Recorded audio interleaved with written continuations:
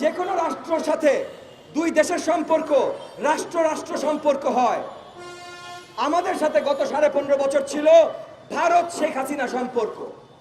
ভারত বাংলাদেশ সম্পর্ক ছিল না, ছিল ভারত শেখ হাসিনা সম্পর্ক।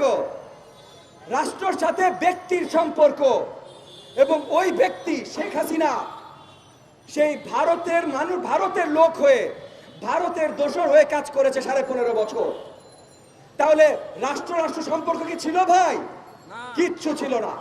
কিন্তু এখন সেইখান থেকে আমাদের রাষ্ট্র রাষ্ট্র সম্পর্ক শুরু করতে হবে, এবং সেইটা শুরু করার জন্য অনেক বড়ভাবে পদক্ষেপ নিতে হবে বাংলাদেশের অন্তর্বর্তীকালীন সরকারে। ওনারা চেষ্টা করছেন না সেটা আমি বলছি না।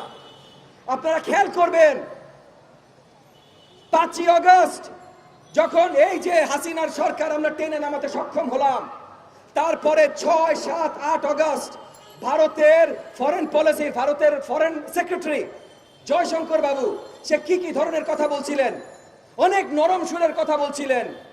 উনি বলছিলেন বাংলাদেশে গণ অভ্যুত্থান হয়েছে, আমরা বাংলাদেশের জনগণ যেটা চাইবে আমরা জনগণের সাথে আছি।